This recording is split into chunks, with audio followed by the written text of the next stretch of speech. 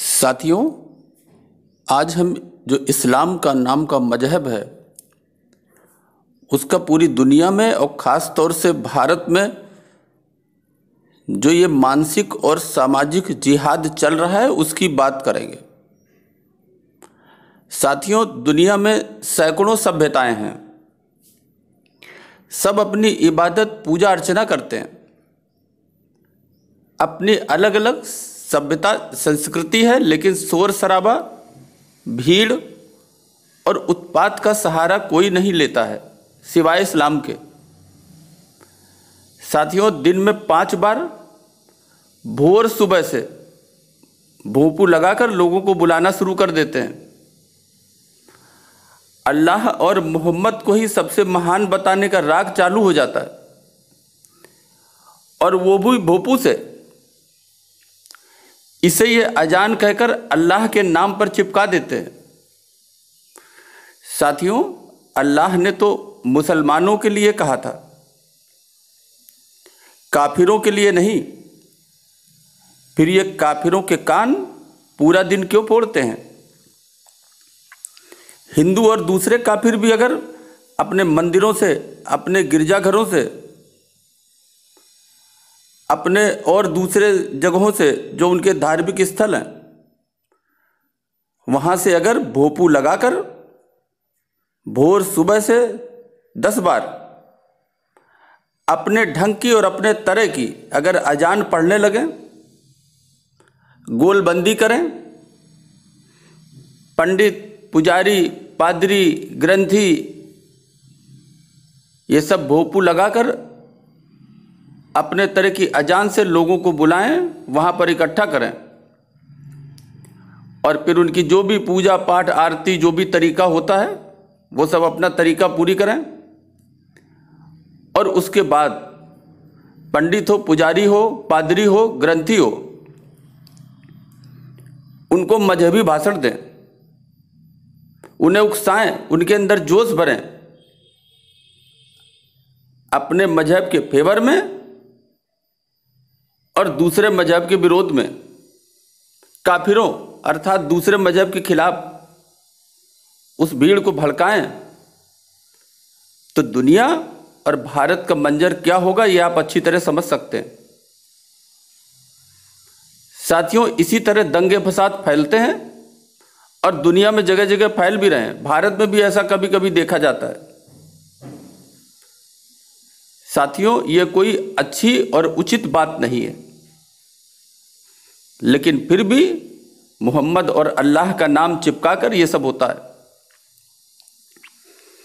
अब साथियों, अगर मुसलमान करें तो ये रासलीला है, और गैर मुस्लिम करें तो उनका कैरेक्टर ढीला है। साथियों, ये जो दो तरफी बात है ये बिल्कुल गैर वाजिब है। साथियों, आपने देखा होगा कि तमाम न्यायालयों से, हाई कोर्ट से, ये धार्मिक स्थलों से, कोई भी हो, वहां से लाउड स्पीकर उतारने के आदेश हुए, लेकिन इन मुल्लों ने मस्जिदों से इसे उतारने के लिए तैयार नहीं है। अगर आपको भरोसा न हो तो आप अपने पड़ोस की मस्जिद की मीनारों में ऊंचाई पर इसे लगा हुआ देख सकते हैं। साथियों, ये भोंपू जो है, ये जो इस्लाम का मजहब है उसका हिस्सा बिल्कुल भी नहीं है। तब ये हालत है, और ये हालत उन क्षेत्रों में, उन देशों में जहां ये बहुसंख्यक नहीं है वहां का है। और जहां साथियों बहुसंख्यक हैं वहां का मंजर आप समझ सकते होंगे।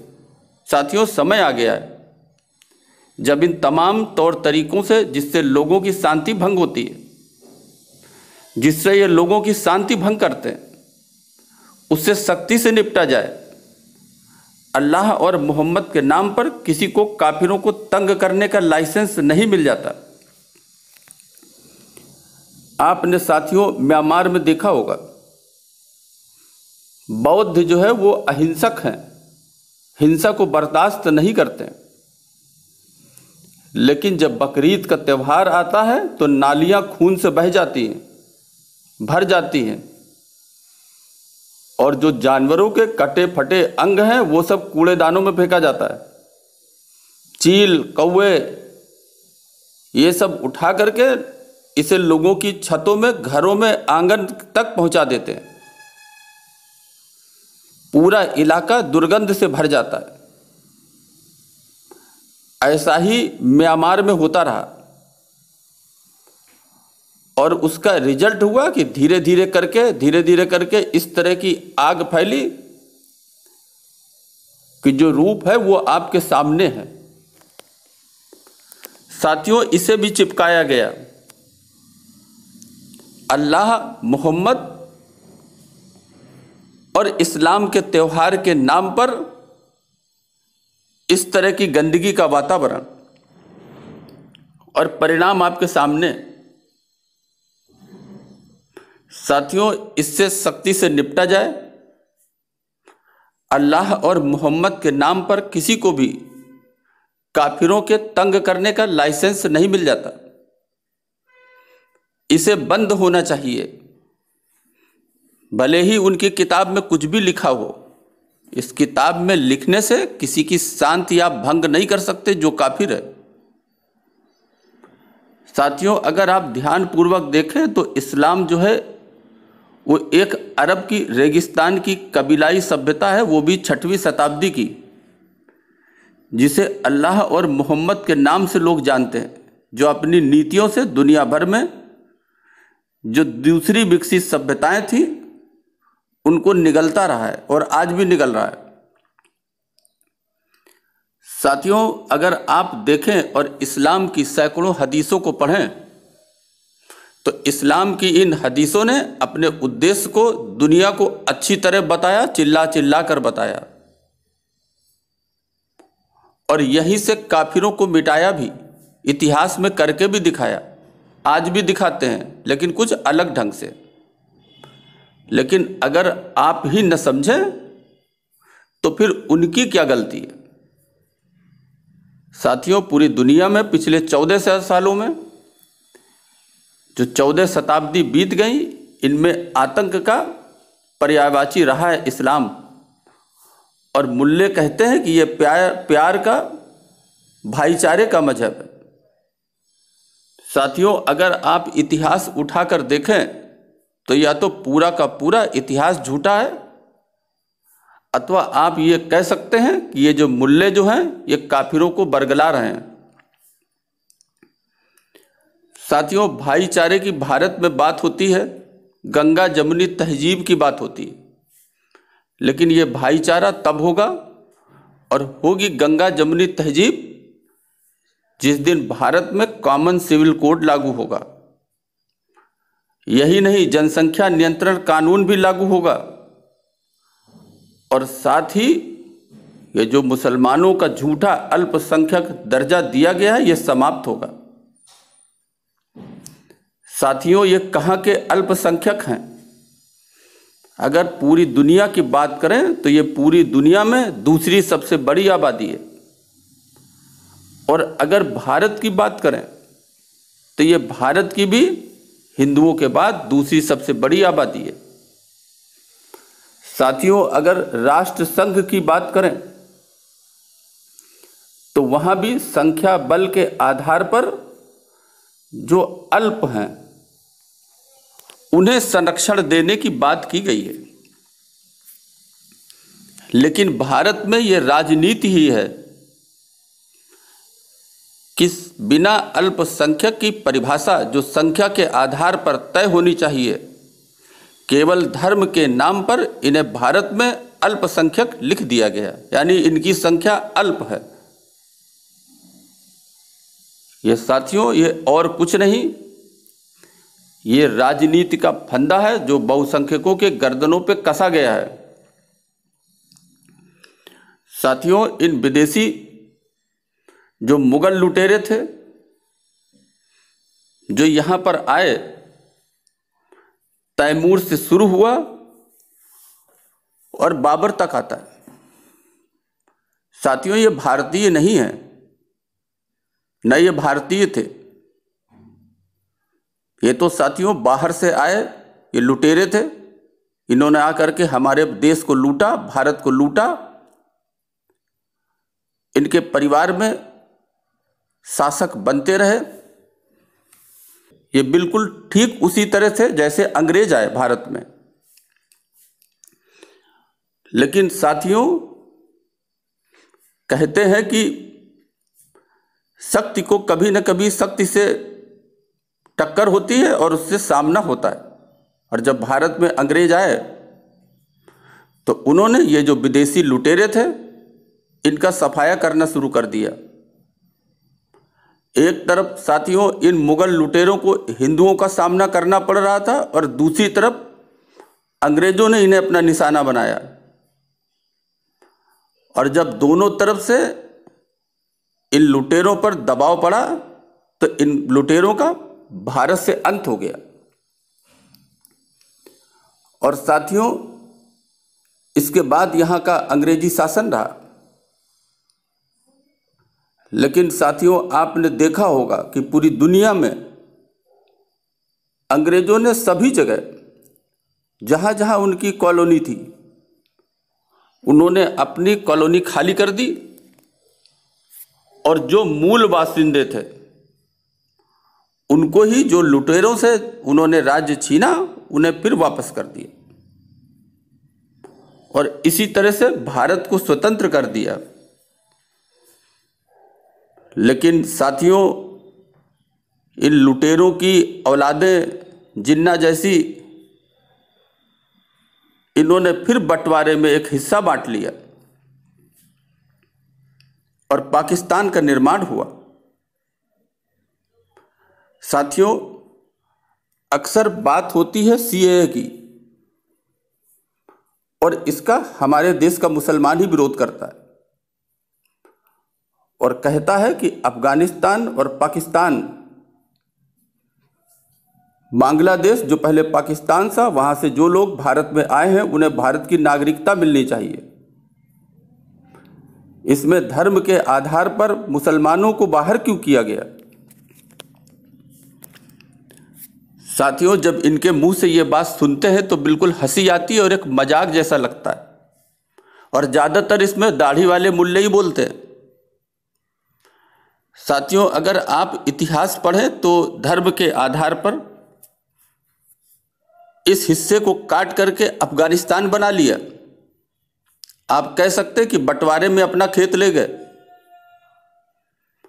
और दूसरी बार 1947 में फिर बंटवारे में खेत ले गए, पाकिस्तान बना, उसका एक हिस्सा जो आज बांग्लादेश है। तो इस प्रकार ये जो मुसलमान थे, ये धर्म के आधार पर, अपने मुसलमान होने के आधार पर भारत को बांटकर अपना खेत का हिस्सा ले गए। लेकिन साथियों, जो मुसलमान नहीं थे वो तो सब एक साथ थे और जो दूसरे खेत में जो गैर मुसलमान फंस गए वो भारत आए तो भारत ने उनको नागरिकता देने की बात कही। अब साथियों, इन मुल्लों का कहना है कि ये जो मुसलमान थे जिनको अपना खेत मिल गया अफगानिस्तान, पाकिस्तान और बांग्लादेश के रूप में, अब ये मुसलमान कूदकर फिर भारत में आएंगे और भारत में आकर भारत में रहेंगे और जो भारत का खेत है उसी से खाएंगे और एक दिन इस भारत का एक हिस्सा करके एक और नया पाकिस्तान बनाएंगे। तो साथियों, मेरा कहने का मतलब यह है कि जब आपको बंटवारे में आपका खेत मिल गया तो आप उसी खेत में रहें। आपको इस खेत में आने की कोई आवश्यकता नहीं है और अगर आप आते हैं तो आपको विदेशी समझा जाएगा। लेकिन हां, आपके खेत में अगर कोई गैर मुस्लिम फंस गया है तो उसका असली खेत यही हिस्सा है जो भारत का है और अगर वो अपने असली खेत में आता है, क्योंकि उस व्यक्ति को धर्म के आधार पर कोई भी खेत का हिस्सा नहीं मिला, इसलिए उसको इस भारत के खेत के हिस्से में पूरा आज भी अधिकार है और आगे भी रहेगा। लेकिन साथियों, ये दाढ़ी वाले मुल्ले वहाँ पर इस बंटवारे की ये जो बात थी, धर्म के आधार पर जो बंटवारा हुआ, जो खेतों का बंटवारा हुआ, जो धरती के हिस्से बटे, इसको भूलकर इंसानियत की बात करते हैं। साथियों, इंसानियत तो आप ऐसे भी समझ सकते हैं कि जब धर्म के आधार पर क्षेत्रों का बंटवारा होता है तो यही मूल्य धर्म के हिसाब पर, उसके अनुसार उसका संविधान बनाकर धार्मिक देश का निर्माण करते। लेकिन जब ये उस देश में रहते हैं, उस हिस्से में रहते हैं जहां ये बहुसंख्यक नहीं है, तो वहां पर गंगा जमुनी तहजीब और भाईचारे का सहारा लेते हैं। यही साथियों राजनीति है, और इसी नीति को समझने में भूल करने के कारण बार बार हिंदू ही पिटा है। इसलिए साथियों, भारत में रहने वाला सभी व्यक्ति भारतीय है, उसे मिलजुल कर एक दूसरे को सहयोग करना चाहिए, एक दूसरे के साथ शांति से रहना चाहिए, और ऐसा कोई काम न करें जिससे किसी के अधिकारों का हनन होता हो, उसकी शांति में बाधा पड़ती हो, और वास्तविक रूप से आप उसके साथ वही व्यवहार करें जैसा कि आप उससे चाहते हैं। और साथियों, जिस समय इस व्यवहार के लेन देन पर समान व्यवहार भारत में जो होने की सामाजिक व्यवस्था है ये प्रारंभ हो गई, तो भारत एक शांति का देश, शांति का दूत बनकर पूरी दुनिया में उभरेगा। साथियों, भारत में शांति कायम हो, अमन कायम हो, सब लोग एक दूसरे का सहयोग करें, एक दूसरे की भावनाओं को समझें, उसके अनुरूप व्यवहार करें, और थोड़ा सा अपने मजहब के प्रति लिबरल रहें। साथियों, तभी शांति कायम होगी। इन्हीं शब्दों के साथ अभी के लिए बस इतना ही। धन्यवाद।